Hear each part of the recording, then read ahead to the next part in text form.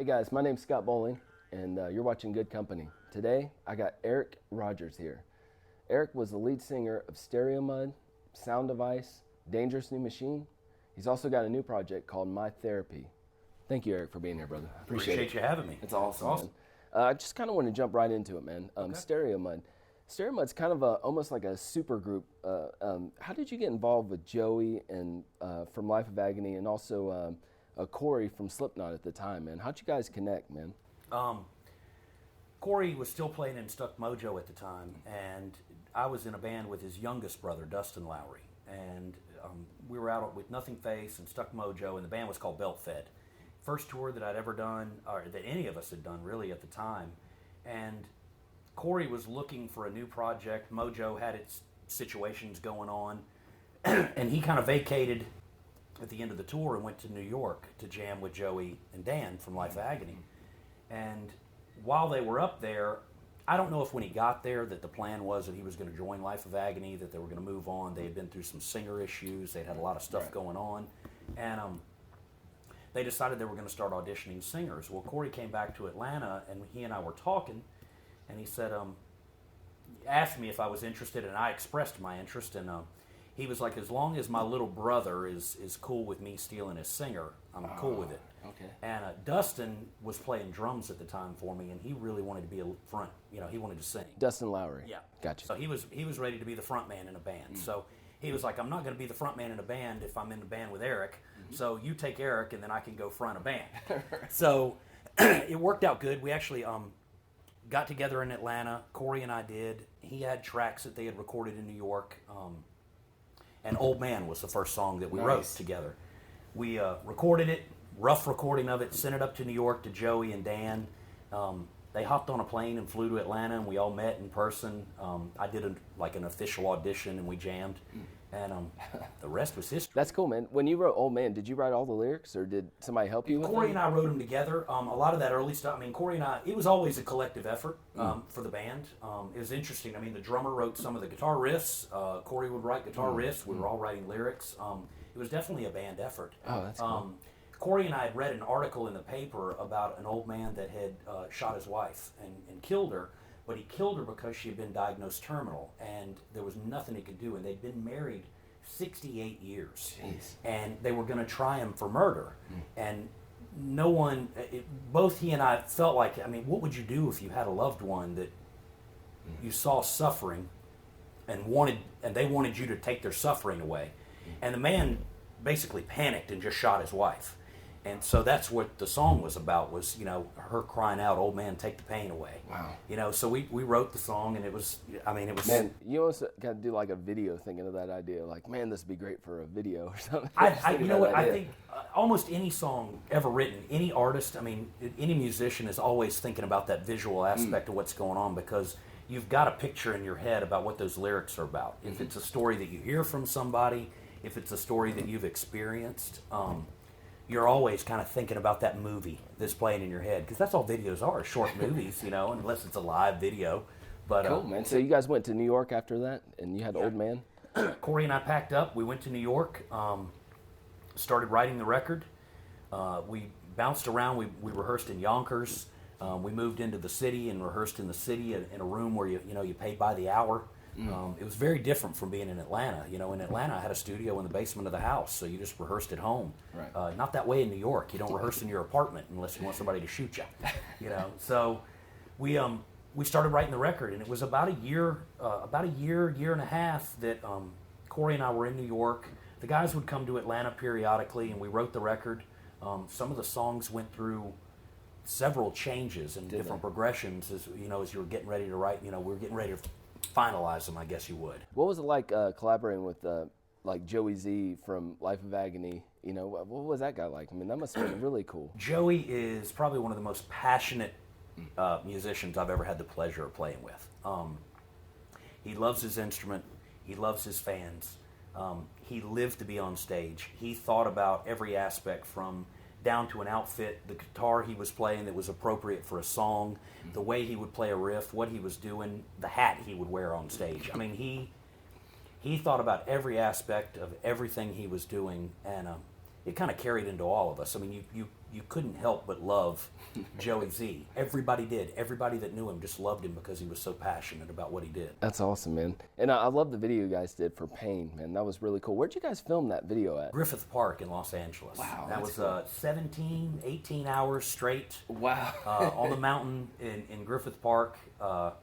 And it was, first time I'd ever had an experience of filming a video. Shooting a video to me was, turn on a camera and play. One take, there you go, there's your video. But it was over and over again, walking down the hill, falling, busting our ass. I remember laughing because when the kids all jumped out they brought all the kids up, for the performance piece of the video in the back of the tractor trailers.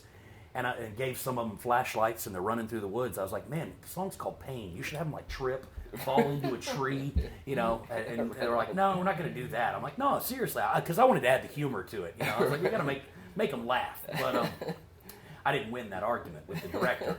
But it was interesting. I mean, it was a lot of time. It was a lot of money. And then to finally see that finished product air on MTV when they played music. Oh yeah, definitely. Was that Headbangers Ball or? No, it aired. They did the world premiere thing, oh, cool, and it was at cool. like 9 p.m. on some weeknight. I remember I'd called my parents and told my parents the video was coming on, and had to tell my mom that I took my shirt off in the video because my dad had never seen my tattoo on my back. And I was like, just let me know how he reacts. I would literally wear a T-shirt all summer if I was in front of them at the lake to hide it. But it was cool. It was cool to see that. And it was amazing that the impact that music television had on record sales. The record sales tripled. Did they? When the video aired. Did you guys did it open doors for tours and it tour did. support? I mean, the more you had going on, obviously, the more you were more of a commodity. That's awesome, if you man. had more stuff going on. That's great, man. Who do you remember touring with around that time, man? The wonderful Pain and Suffering tour. Yes. We were the headliner, which was probably, in retrospect, not one of the brightest decisions that we made as a band. We would have been better suited to be out opening for somebody and supporting somebody instead of headlining because the record had just dropped. We had a good time. We had, who was it? Endo was on the tour with us, Flybanger, and was it Spike 1000? I feel bad not remembering all the bands that are on the tour. All new artists. Right. We had a lot of fun, and we'd go into some towns and there'd be 17 people at the show. Wow. We'd go into some towns and and they were sold out. Oh, cool. I remember we hit Colorado Music Hall in Colorado Springs, and the venue looked like a golf ball that had stuck in the ground. It was just a dome, and we sold it out in minutes. Oh, wow. And I was like, wow, how big is this place? Because it was huge. It was 1,200 people. And I was like, how do we sell it out? Well, we were number one on the radio out there. I mean, the song was doing great at radio, and it was like, so that's what it's like when the single's doing well and all the stars line up. Oh, yeah. You know? Yeah. So I got to see the markets where it wasn't lining up and where it was lining up. Did you guys take a little break between your first album, Perfect Self, and then you actually went back in the studio and did Any Given Moment, right? Was that your second? Every Given Moment, I'm sorry. Was that a long period, like a writing process? Did you have to collaborate? We jumped into writing pretty quick. We took a little bit of a break. I mean, you need a little bit of a vacation. We spent 13 months on the road, pretty nonstop, which actually short for a record cycle. I mean, flip to look at Seven Dust on their first record, and they were out for almost 2 years on that record. Probably one of the hardest working touring bands ever. Did you get to tour a lot with them, Seven Dust? I love that Atlanta scene. Clint and Corey being brothers, they love to play on the road together. So Absolutely. we toured with them a lot, and had a blast. What a great band! What an honor to play with a band like that. And we all knew each other being from Atlanta, at least the Lowry side, and myself being from Atlanta. And then Life of Agony had toured with Seven Dust, so Joey knew him and Dan knew him. So we did a lot. We did a lot with those guys, and it was as it kind of progressed, we'd be on tour together. We'd separate. Drowning Pool would come on the tour. We'd go off to another tour and just kind of flip-flop back and forth. Right. I love your second album when you have songs like Anything But Jesus. Can you talk about that for a minute? Because it seems very personal. Like a fan. Okay, so this is back before the MySpace days were beginning. So before Facebook social media and Twitter and all the current social media. So you had message boards on your website, right? Every band had a website. You had a message board on it. Some of them were the death of all of us because people would talk about stuff we didn't want people to talk about. A fan had made a comment about comparing me to Jesus, or singers to Jesus, the songs to Jesus, how the record had affected them, what the impact it had made on their life. And that really kind of hit me because I never looked at myself that way. I don't think any singer or any artist would look at themselves that way. And I wanted to write something about the fact that, I mean, the opening lines, I'm not your savior, I'm as simple as a lost sheep, was I'm no different than you are. I'm just expressing, we're just on the opposite side of the barricade, Right. But I've been on both sides of the barricade. I've been the fan in the crowd watching an artist sing a song that I could relate to, So it was definitely a personal song for me. I think it was a risky topic. I remember I want to say Dayton, Ohio, and I had a fan that threatened to kill me because he thought it was a sacrilegious song. And I was like, if you listen to the lyrics, it's actually not. I'm saying I'm anything but Jesus. I'm not saying I'm Jesus. I'm saying I'm anything but Jesus. Did you guys film a video for that album, or was there... We shot a bunch of live videos, like live performance stuff, but never shot an official video. Okay. And I also like how the album, like a lot of the content, it seems very relationship. Like you have the song like Breathing, Talk about that song, Breathing. Breathing, that's going to lean more towards Corey. Corey kind of came in with that one. I think a lot of it did, and a lot of people assume that the relationship has to do with a guy and his girlfriend. And a lot of times, I think, Breathing was trying to hold that connection to home, to your family, to your friends, and including your significant other, and being separated, because you leave home and people don't realize that these artists we're gone from the ones that we love, family, friends, and everybody, for 6 weeks, 8 weeks, 12 weeks, 7 months, and you're connecting on the telephone, and the conversations get stale because you say the same thing. You say, I miss you, and it starts to lose. Right. This is before Skype and all that. It doesn't sound sincere. Right. You say, I love you, and it just sounds like you're just saying the words. And it was trying to go, I'm trying to breathe, I'm trying to support you, I'm trying to be there for you, but I've got all this going on, I got to get up at 6 to do this radio interview. I got to get up to do this. I got to go do a meet and greet. I got to get on stage and do a show, and then I got to go after and do a VIP meet and greet, and all this stuff. And they don't understand. They just think, oh, you're playing. You're just playing. It's fun. It's freaking work. It's a job, right? Yeah. So. So Stereomud, you guys released 2 records. What happened after that? After your Every Given Moment? What happened from first record to second record was, the first record was actually on Loud, which was a hip-hop label, a subsidiary of Columbia. And so we got to be the big fish in the pond. We were the only rock band on a hip-hop label with a bunch of phenomenal hip-hop artists, Wu-Tang, Exhibit, Method Man, all these guys. Did you get to meet all those guys? No, didn't meet them. I didn't meet them. I mean, we knew the guys, the presidents of the label, John and Steve Rifkin. And they were really passionate about getting the band out there, supporting the band. We had a wrapped Suburban with our picture all over it, and kids handing out these CDs and all this stuff, and it was really cool, the groundwork. But Loud sold out to Columbia Records, so when Every Given Moment came out, we moved to Columbia proper. We didn't have our original A&R guy anymore. Oh, yeah. We didn't have any of our original team that was behind the band. So we put a record together, we put the record out, but there wasn't that passion from the business side. And the record did well when it came out, but we just didn't have any tour support. Okay. And you guys just kind of went your own way after that? You toured a little bit? We toured a little bit. We had some really good offers. The label didn't want to, seemed to want to get behind it. So we all went home. I mean, it was frustrating. You're sitting on the back of the tour bus, and I remember John Fataruso we'd taken a business card that we had gotten from somebody, and on the back of it we said, no matter what we're in, a van, a bus, what we've got to do, back of a pickup truck, we will keep playing, we will keep touring, we're going to do this. And we all signed it. Oh, we were probably all drunk as hell, and we're like, yeah, let's do this. And you're sitting on the back of your, 45-foot bus, and you're, and we're like, what are we going to do now? And we all went home. And that was pretty much the beginning of the end at that point. We essentially tried to get dropped off the label. Initial plans were to try to either get the record picked up by another label, write a third record, and you know, and if you can imagine that from an artist's perspective, you just spent 8-9 months, almost a year, writing your second record, and you're proud of it. You put it together, you've got it all done, and you've got to make the decision to shelve it and write all over again. Well, imagine what that third record would have sounded like. It would have been a whole bunch of filth, floor and filth, and you know, you know, a big middle finger to everybody. And I don't know that any of us had it in us to do that, you know. So we went home.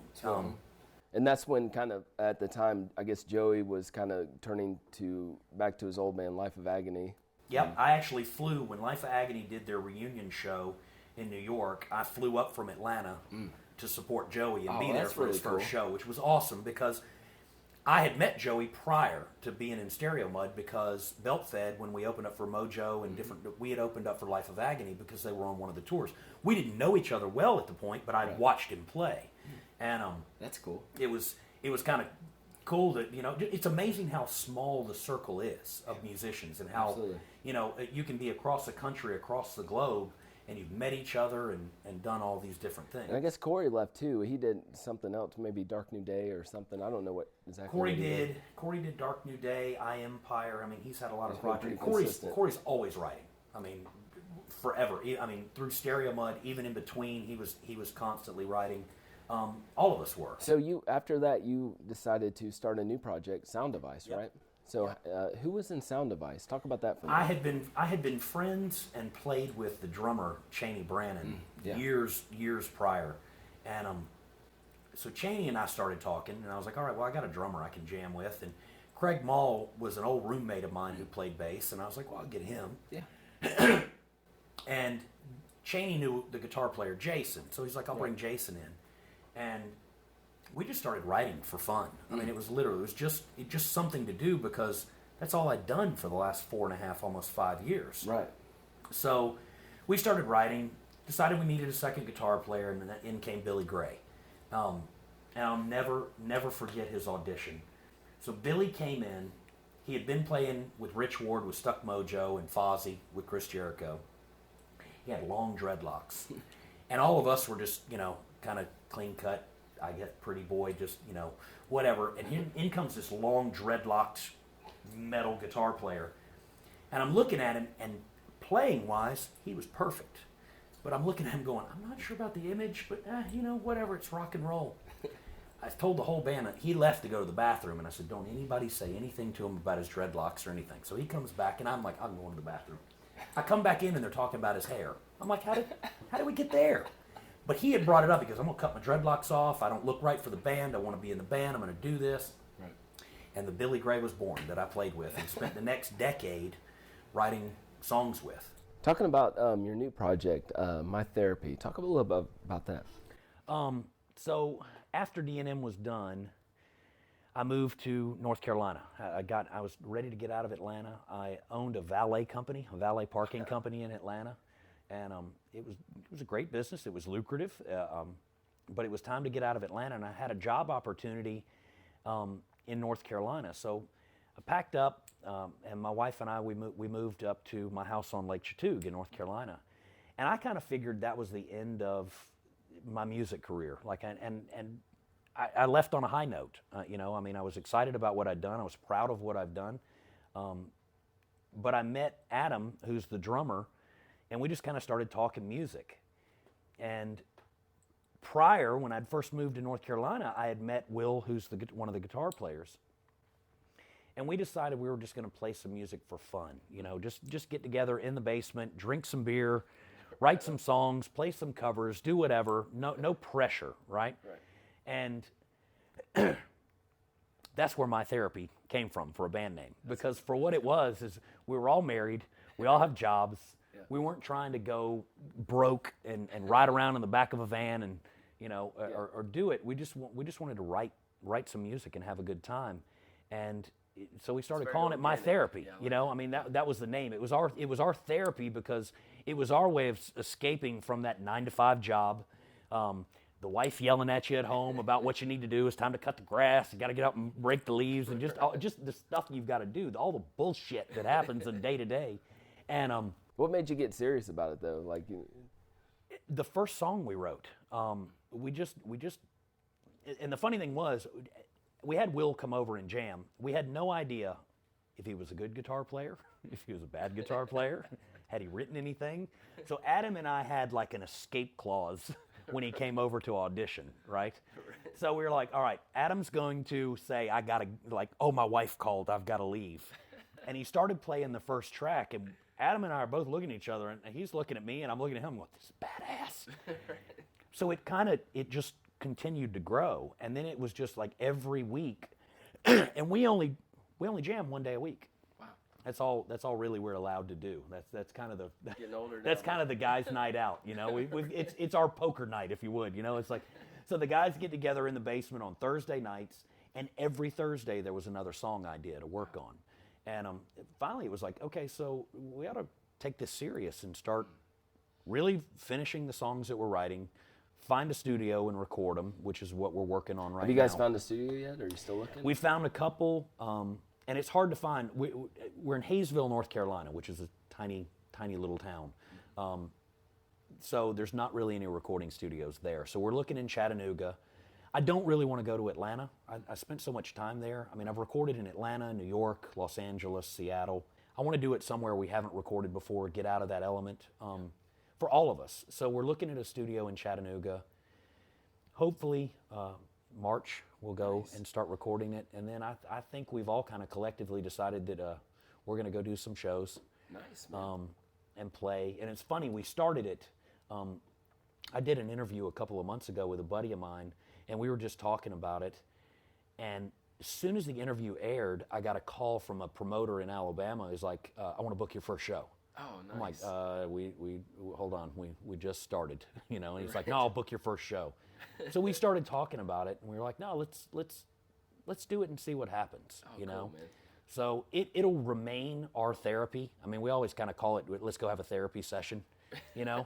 It's a lot cheaper than, I guess, unless you ask a guitar player who's bought a bass since we started, and the drummer who's had to buy sticks and cymbals and all the stuff that we buy, but it doesn't feel like an expense. I bought him a new microphone. I mean, it's, well, I didn't. The guitar player paid for it. I'll give him credit. He paid for it for me because I wasn't sure I wanted it. Well, man, I'll tell you what, man, I'm really excited to hear you guys play, man. Really excited. So. We've got a couple of songs we'll do. What's the names of them? Goodbye is one of them, and it's kind of, the guitar player and I were talking, and he had lost his mother, and it really hit him hard. And I think any of us that have lost a loved one or a dear friend, always, and like I said with D&M, with I Wish, that was my way of kind of speaking to my sister with her gone. And when he was telling me the story about losing his mom, it really hit home. And so I had written this song, Goodbye, lyrically on a napkin, literally at a bar one night. Too much to drink and hanging out, and it was kind of like the sequel to I Wish. Right. But I never had any music for it. And he had this acoustic song, and I said, I've got an idea, and I want your permission to speak about your mother in the song. That's really cool. And he was good with it, and we sat down and we wrote it, and yeah, so that's that one. That's cool, man. Well, I'm excited to hear it, man.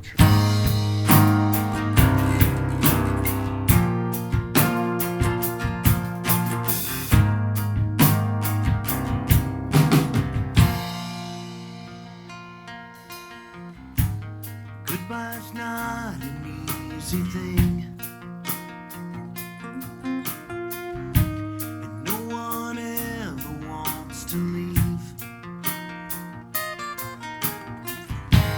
Sometimes we have got to face the ones we love will go away. You left in late November, angels took you away. I had so much to say. It gets cold in late December. I hope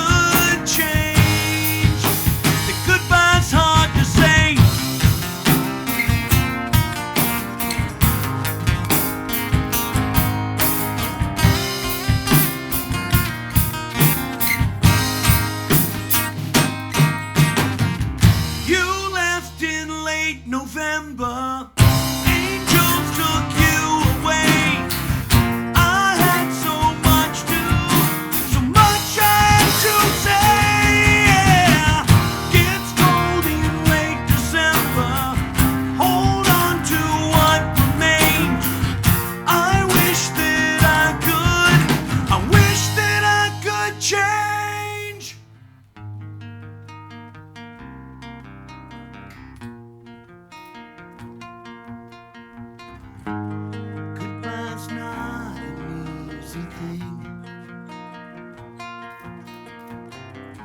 I never wanted you to leave. Okay, when you were in Soundevice, man, when did you guys tour a lot for that project? Oh yeah. We went out the first tour, main tour we did. The first one was opening for Collective Soul, and we did a run with them. And we were in a bus. We hit. It was right around New Year's because I know we did a New Year's show on it. And Cheney and Ed Roland were real good friends because Ed had been recording a bunch of new Collective Soul stuff in Cheney's studio. Right.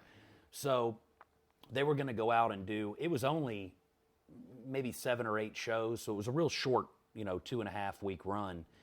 And we hit all through like Georgia, Florida, South Carolina. Had a blast. And the smart thing, we were the only band. Collective Soul was just doing it kind of as a warm up to go on the next bigger tour. We were the only band on the tour that had any. It was 5 Star, Iris, Soundevice, and Collective Soul. We were the only band on the tour with merchandise. So we were selling hundreds, thousands of dollars worth of merchandise a night because nobody had anything else for sale. So we were literally on the bus stuffing these CDs with like paper covers and signing stuff and doing it all. We had one T-shirt. We're like, we got to buy more shirts. So, and that's the one thing. If any band, if you're going to go on tour, take product to sell, no matter what it is, a 3-song EP, something. Because you never know when somebody walks away from that show with something tangible, and I go to a show and I see a band I like, you and I are buddies, and I play it for you. Well, the next time the band comes through town, you and I are both at the show. You know what I'm saying? And that's how that festers and grows, So you guys did like a demo first? We did a demo first in Cheney Studio, which was wonderful when you got a band member who's got a big recording studio. Nice. It makes it a whole lot easier to get stuff done. So you guys kind of toured around on that, and then you have a full-length album. Mm-hmm. Did you do that in Cheney's studio as well? Yeah, we did that in Cheney's studio. That took Morgan Rose from Seven Dust produced some with us. He came in and worked with us. Ed Roland was in the studio with us some, so it was... it was kind of a collective of a bunch of friends and just writing awesome, songs and putting them together. It was very different musically from what I'd done with Stereomud. Right. Yeah. It must have been fresh and...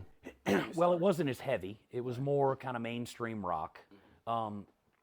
And I think a lot of that had to do with just the backgrounds of the other musicians. If you looked at Corey coming from Stuck Mojo and Joey and Life of Agony, and Dan, the drummer, was in Propane and Life of Agony and Crumbsuckers prior to those bands. So you had this really kind of heavy metal base with Stereomud, and then you had this kind of modern mainstream rock base with what we were doing. So it was interesting because it was something different, and I think that's what helped kind of fuel that void. That's kind of cool, your vocal range, man. You can do really heavy stuff, and you can more melodic style. I'm a big Chris Cornell fan, so awesome. I always liked the how Soundgarden had some of the heaviest riffs, but he would sing over them, and I always liked that melody, that melodic.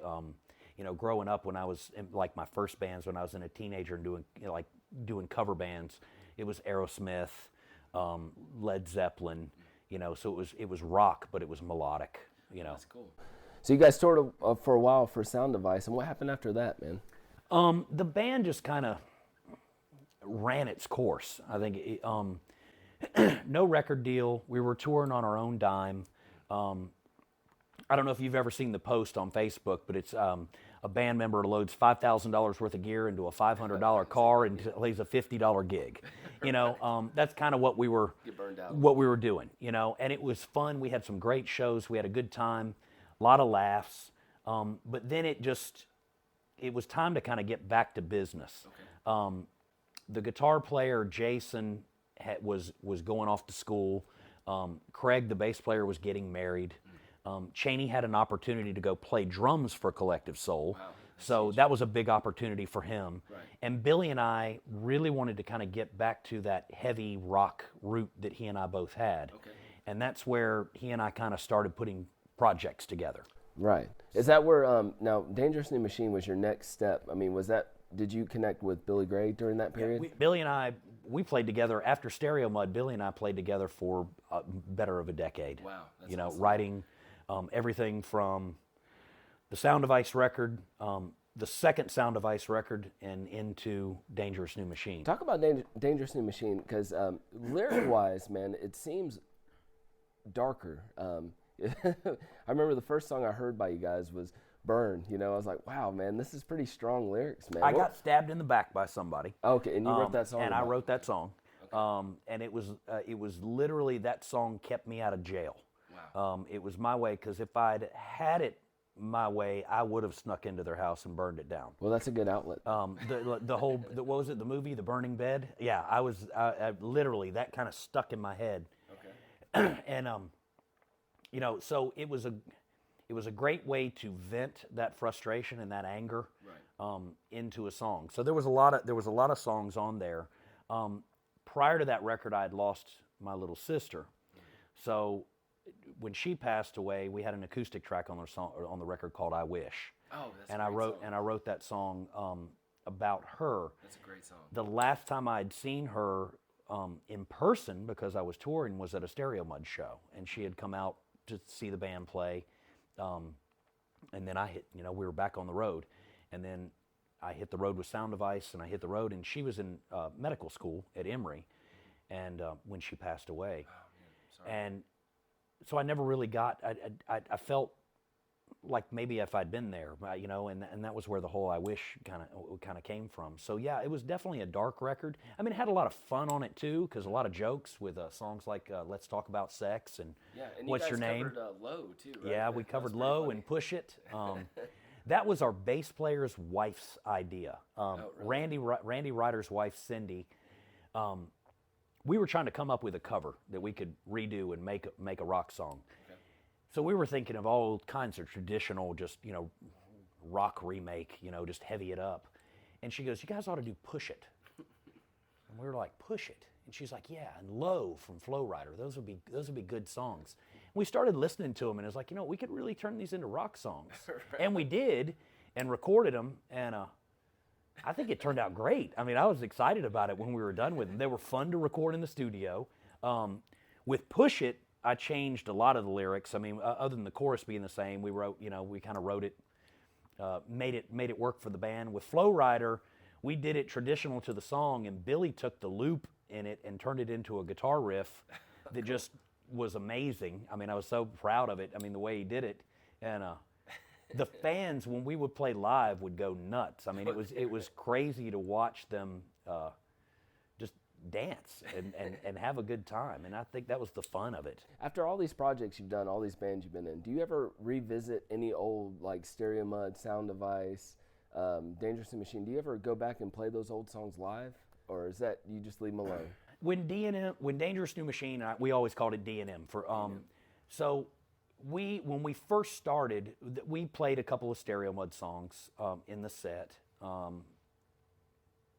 Because we didn't have the record finished. So we were going to headline a show, and we're like, we need to play some more music. I'm like, well, we could play Pain and Back Up or and different stuff like that. So yeah, I mean, we did. And for Billy and I mean, that was easy. It was a little odd because nobody from Stereomud was in the band, and I wanted to get away from that as respect to the band members. And, you know, we wrote those songs, and it was that band's, you know, that was our song in that band, and so we wanted to move on, and it was a new project, and we wanted to establish it for what it was, you know.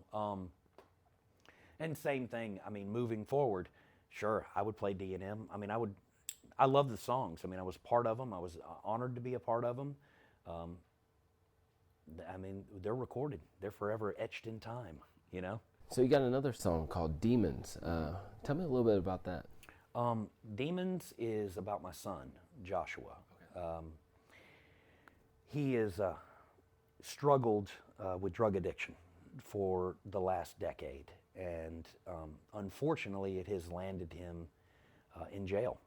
And it's about killed his mom and I both emotionally. And it's hard to, when you've never been an addict, to understand what's going through that, you know, what's going on in that addict's mind. Why he spent the year in 2015 was the first year he had been sober since he was 14. He had a great job. He was doing well. And he fell off the wagon, and he fell off the wagon hard. And he wound up in jail, and it's probably the best place for him because right now he's sober. And I think life has stood up and knocked the shit out of him. And it was my cry to him, essentially. But it's so hard to try to put yourself in somebody else's shoes and understand what they're going through, especially when it's your child. Right. You know, I've written lots of songs over the years that my son was the influence for. From when he was little bitty.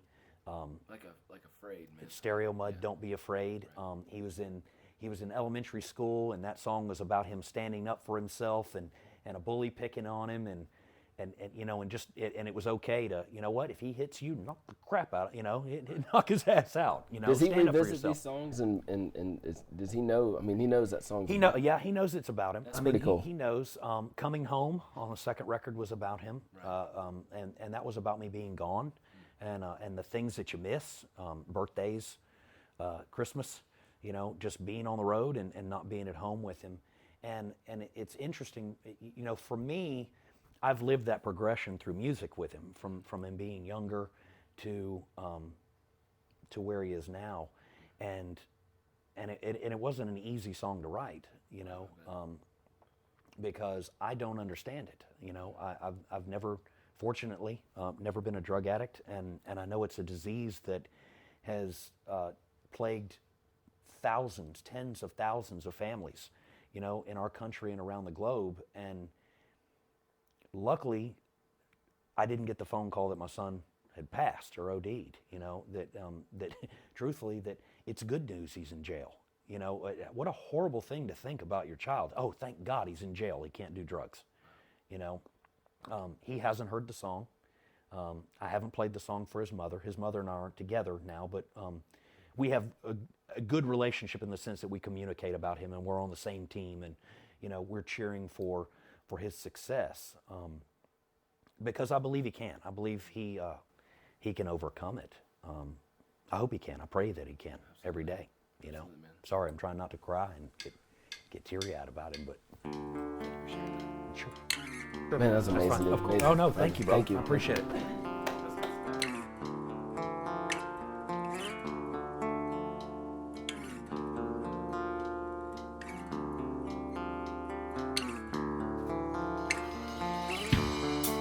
Turn the lights down so no one sees it. It's time to fade away. Tears the skin, but I don't feel it. I'm off to drift away. Try to hide from all my demons. Stealing time, but I can't keep it. Locked up and I can't escape. Locked into another cage. Locked out, I'm in disarray.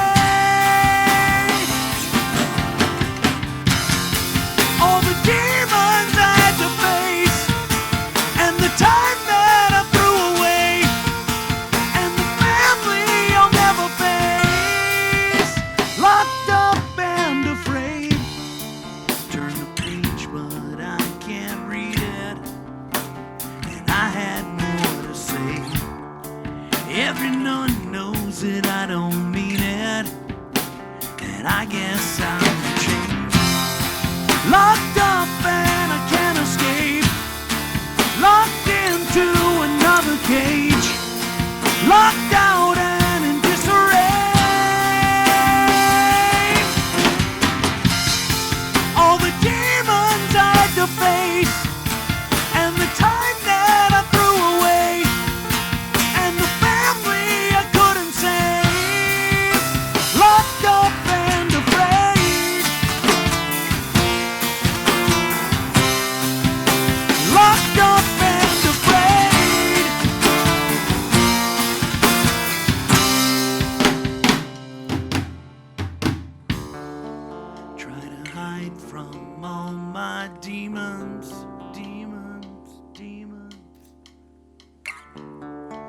stealing time, but I can't keep it, keep it, keep it. Locked up and I can't escape, locked into another cage, locked out, I'm in disarray. All the demons I could have chased, and the time that I couldn't waste, and the family I couldn't face, locked up and afraid.